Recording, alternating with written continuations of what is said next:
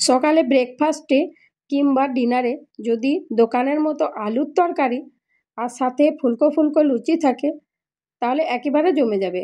নমস্কার বন্ধুরা, আজকে আমি বানাচ্ছি দোকানের মতো আলুর তরকারি আর সাথে ফুলকো ফুলকো লুচি। তো চলো স্টেপ বাই স্টেপ রেসিপিটা তোমরা দেখে নাও। সবথেকে প্রথমে একটা মিক্সিং বোল নিয়েছি। এখন নিয়ে নিয়েছি 2 বাটি গমের আটা। এখন দিয়ে দিয়েছি 1 চামচ নুন। নুনটা দিলে স্বাদ একেবারে দোকানের মতো হবে। দিয়ে দিয়েছি 1 চামচ জোয়ান। জোয়ানটা দিলে দারুণ একটা ফ্লেভার আসবে। দিয়ে দিয়েছি 4 থেকে 5 চামচ রিফাইন তেল। তেলটা দিলে লুচিগুলো সফট আর ক্রিস্পি হবে। দিয়ে দিয়েছি 2 চামচ সুজি।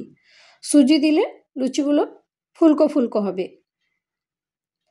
এখন হাত দিয়ে ভালোভাবে মিক্স করে নেব যাতে নুন, জোয়ান, তেল, সুজি আটার সঙ্গে ভালোভাবে মিক্স হয়ে যায়। এখন একটু একটু করে জল দেব আর আটাটা মেখে নেব।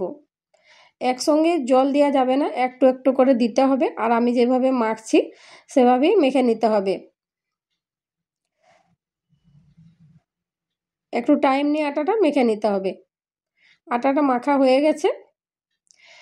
এখন উপর থেকে আমি দিয়ে দিচ্ছি 2 চামচ মতো তেল। তেলটা দিয়ে আরও একবার হাত দিয়ে ভালোভাবে মেখে নিচ্ছি। আটাটা ভালোভাবে মাখা হলে লুচিগুলো ফুলকো ফুলকো হবে। আটা মাখা হয়ে গেছে। এখন ঢাকা দিয়ে রেস্টে রেখে দেব। ততক্ষণ আমি আলুর তরকারি বানিয়ে নেব। একটা বাটিতে নিয়ে নিয়েছি 1/2 চামচ মৌরি, 1/2 চামচ জিরে, 1/2 চামচ ধনে আর 10 থেকে 12টা গোলমরিচ। আর নিয়ে নিয়েছি 4টে লং, 3টে ছোট এলাচ আর 2টো দারচিনির টুকরো। এখন এই গোটা মশলাগুলো আমি গুঁড়িয়ে নেব। গ্যাসে একটা কড়াই বসিয়ে দিয়েছি। দিয়ে দিচ্ছি সর্ষের তেল। তেলটা ভালোভাবে গরম হয়ে গেলে দিয়ে দেব 1/2 চামচ 5 ফোড়ন। আর দিয়ে দেব থেতো করা আদা আর লঙ্কা বাটা।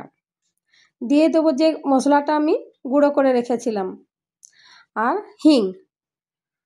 এখন সব কিছু ভালোভাবে মিক্স করে নেওয়ার পর দিয়ে দেব কুচানো টমেটো। এখানে আমি 2টো টমেটো ছোট ছোট করে কেটে নিয়েছি।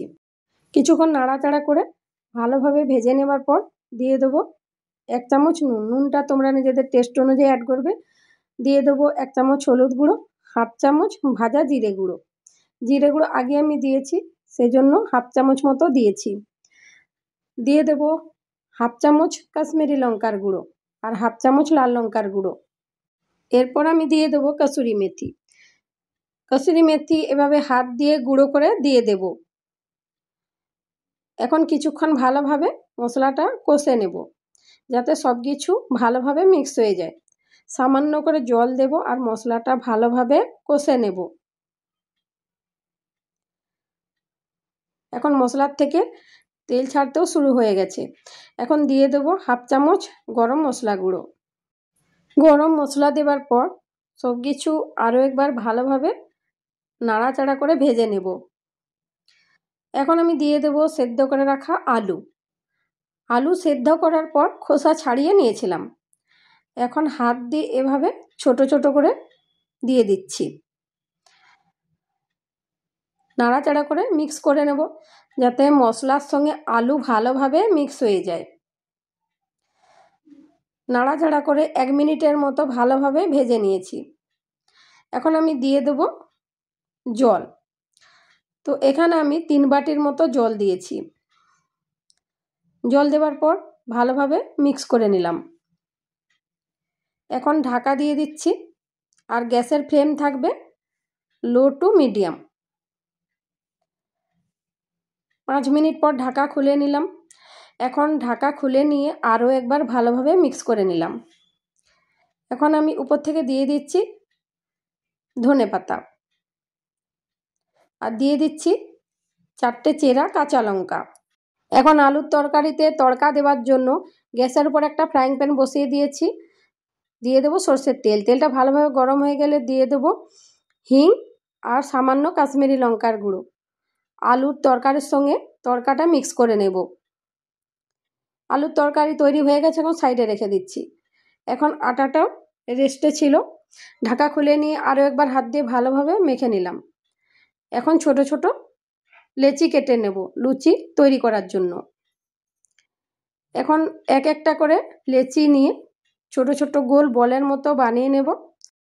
প্রতিটা লেচি গোল করে হাতে ঘুরিয়ে নিলে বেলার সময় লুচি সুন্দরভাবে তৈরি হবে। লেচিগুলো যাতে একরকম হয় সেই জন্য হাত দিয়ে সমান করে নেওয়া খুব জরুরি। বেলার আগে চাকলা ও বেলন দুটোতে সামান্য তেল মাখিয়ে নিলে লুচি অনেক নরম ও মচমচে হবে। এবার বেলন দিয়ে এক একটা লুচি বেলবো, খুব পাতলা না আবার বেশি মোটা না, মাঝারি সাইজে বেলতে হবে। লুচি বেলার সময় ধীরে ধীরে বেলতে হবে যাতে আটা ছিঁড়ে না যায়। যদি চাকলা ও বেলন দুটোতে সামান্য তেল লাগিয়ে বেলা হয় তাহলে লুচি সুন্দরভাবে ফুলবে আর আটার লাগা রোধ হবে। এভাবে লুচি বেলে নিলে মিষ্টির দোকানের মতো লুচি ফোলা ফোলা হবে। তো এখন আমি 3টে লুচি বেলে নিয়েছি। এবার চলো লুচি ভাজা শুরু করি। একটা কড়াই নিয়েছি, পর্যাপ্ত পরিমাণ তেল গরম করে নেব। তেল যখন ভালোভাবে গরম হবে তখন বেলে নেওয়া লুচি একে একে তেলে ছেড়ে দেব। লুচি তেলে দেওয়ার সঙ্গে সঙ্গে ফুলে উঠবে আর দেখবে সুন্দর সোনালি রং হবে। প্রতিটি লুচি দুদিক থেকে সোনালি করে ভেজে নিতে হবে। ভাজা লুচিগুলো সরাসরি কড়াই থেকে তুলে নেব একটি টিস্যু বা পাত্রে রেখে যাতে অতিরিক্ত তেল শুকিয়ে যায়। তো একইভাবে সব লুচিগুলো আমি ভেজে নেব। এক পাশটা যখন হালকা ভাজা হয়ে যাবে তখন উল্টে দেব আর দুদিকটা সোনালি করে আমি ভেজে তুলে নেব। একইভাবে সব লুচিগুলো আমি ভেজে তুলে নেব। এবার পরিবেশনের পালা। গরম গরম ফুলকো ফুলকো লুচি সুন্দরভাবে সাজিয়ে নেব একটা প্লেটে। পাশে রাখবো সেই মিষ্টির দোকানের মতো মশলা ভাজা আলুর তরকারি। এটা হতে পারে তোমার ব্রেকফাস্ট, ডিনার কিংবা টিফিনের জন্য একেবারে পারফেক্ট মেনু। গরম গরম ফুলকো ফুলকো লুচি আর আলুর তরকারি একসাথে খেলে স্বাদ দুগুণ বাড়ে। ভিডিওটা ভালো লাগলে লাইক করবে, শেয়ার করবে আর প্লিজ সাবস্ক্রাইব করে পাশে থাকবে। আর ফেসবুক থেকে দেখলে আমার পেজটা অবশ্যই ফলো করে নেবে। দেখা হবে পরের ভিডিওতে। সবাই ভালো থাকবে, সুস্থ থাকবে।